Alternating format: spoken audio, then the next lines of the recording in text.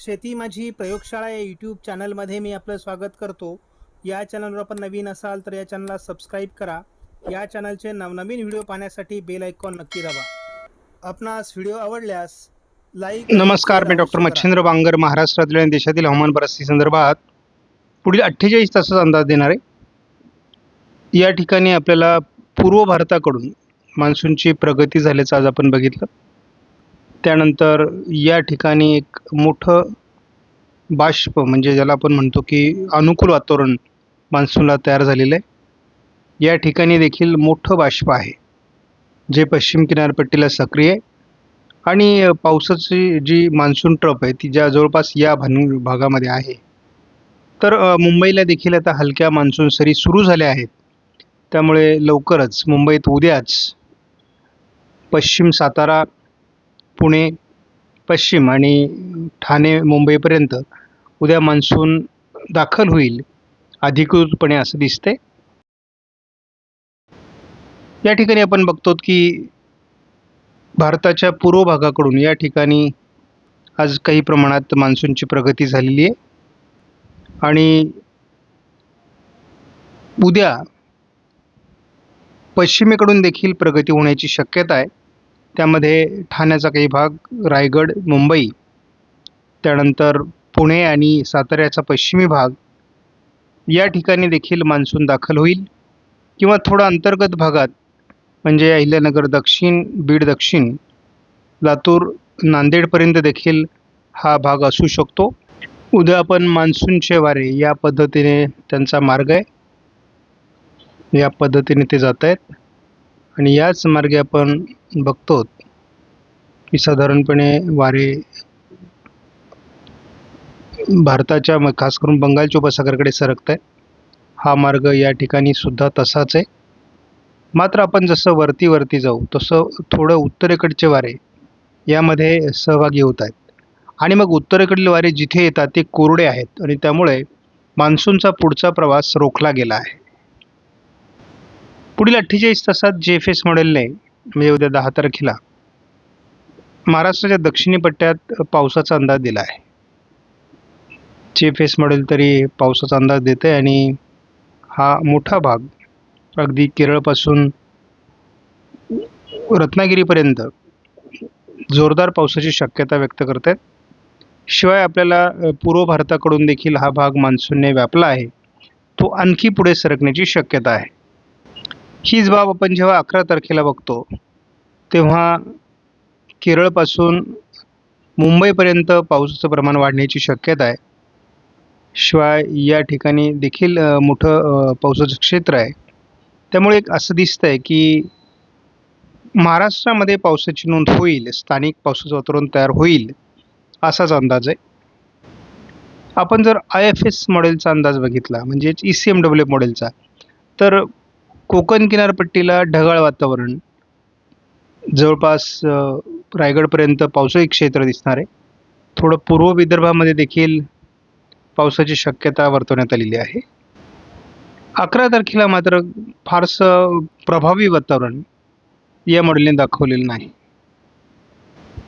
आपण साधारण पुढील 48 तास जर म्हटलं तरी 11 तारखेपर्यंत किंवा अगदी आपण 12 तारखेपर्यंत जरी बघितलं तर वातावरण हे केवळ चंद्रपूर, गडचिरोलीच्या काही भागामध्ये दाखवण्यात आले, सोलापूर पूर्वला दाखवण्यात आले आणि इकडे नाशिक पश्चिमपासून तर अगदी सिंधुदुर्गपर्यंत, कोल्हापूर पश्चिम, सातारा पश्चिम, पुणे पश्चिम, मुंबईपर्यंत पावसाचं अनुकूल वातावरण तयार होईल असा अंदाज देण्यात आलेला आहे.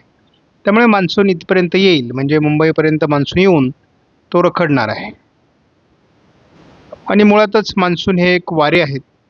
त्यामुळे मान्सून आला म्हणजे पाऊस आला पाहिजे असं काही नाही.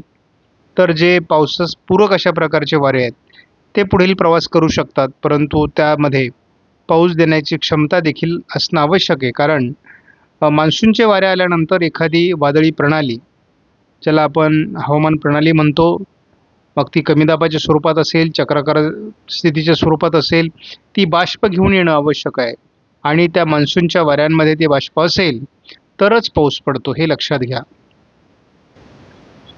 सध्या महाराष्ट्रामध्ये कुठे पाऊस पडतोय किंवा पावसाचं अनुकूल वातावरण कुठे आहे हे जर आपण थोडं बारकाईने बघितलं तर आपल्याला अहिल्यानगर आणि बीडच्या दरम्यान एक पावसाळी क्षेत्र दिसते, चंद्रपूरच्या दरम्यान एक पावसाळी क्षेत्र दिसते आणि इथे एक ट्रप आहे नागपूरपर्यंत. त्यामुळे या भागात एक पावसाळी क्षेत्र आहे.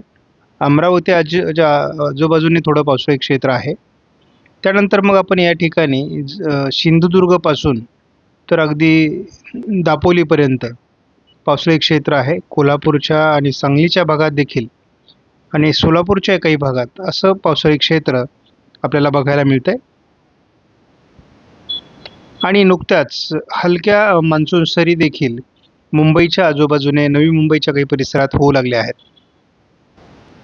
आपण जर हे मॉडेल बघितलं तर या मॉडेलमध्ये आपल्याला मुंबईच्या आजूबाजूने किंवा लोणावळा वगैरे भागामध्ये काही ढग दिसत आहेत. तर या ढगांचं प्रमाण वाढणं याचाच अर्थ असा होतो की मान्सून सक्रिय झालेला आहे.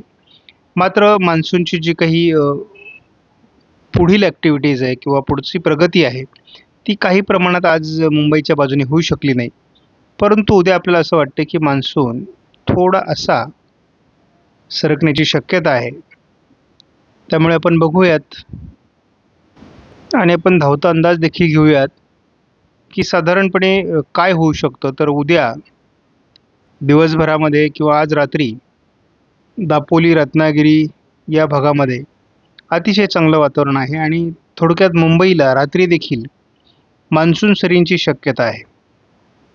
आपण हे बघतो आणि जवळपास नाशिक पश्चिमपर्यंत हे वातावरण सकाळपर्यंत पोहोचेल. त्यामुळे नाशिक पश्चिम, पुणे पश्चिम, सातारा पश्चिममध्ये आपल्याला उद्या अगदी जोरदार पाऊस दिसतोय. आणि रत्नागिरी, सिंधुदुर्ग, रायगड, ठाणे आणि पालघरपर्यंत पावसाचं प्रमाण वाढण्याची शक्यता आहे. मात्र उद्या दुपारनंतर हे क्षेत्र थोडं विरण्याची शक्यता आहे, म्हणजे कमजोर होण्याची शक्यता आहे. हे क्षेत्र केवळ बारामती, पुणे, सातारा, कोल्हापूर, रत्नागिरी, सिंधुदुर्गपुरतं मर्यादित राहू शकतं आणि थोडं गडचिरोली किंवा चंद्रपूरच्या भागात हे वातावरण थोडं असण्याची शक्यता उद्या आहे. उद्या रात्री देखील कोकण किनारपट्टीला बऱ्याच प्रमाणात ढगाळ परिस्थिती राहू शकते. काही हलक्या सरी काही भागात होऊ शकतात. मात्र फारसा प्रभाव नाही आहे त्यामध्ये. मग यापुढे अधूनमधून कोकण किनारपट्टीला पाऊस होऊ शकतो, परंतु अपेक्षित जोर त्यामध्ये नाही आहे. आपण मुद्दाम हा थोडा 12 तारखेपर्यंत अंदाज सरकवला तरी आपल्याला कोकण किनारपट्टी आणि थोडं पूर्व विदर्भाचा तुरळक भाग सोडला तर फारसं वातावरण नाही आहे. त्यामुळे पुढील 48 तासात थोडी घाटमाथ्याच्या दिशेने आणि कोकण किनारपट्टीकडून मान्सूनची प्रगती होऊ शकते. या पलीकडे फारसं वातावरण नाही. यामध्ये शेतकऱ्यांना एक सूचना आहे की काही भागात पश्चिम महाराष्ट्राच्या, कोकणाच्या भागामध्ये पाऊस झालेला आहे. आपण केवळ काही धान्याची रोपं टाकतो तिथपर्यंत आपण प्रयत्न करू शकता.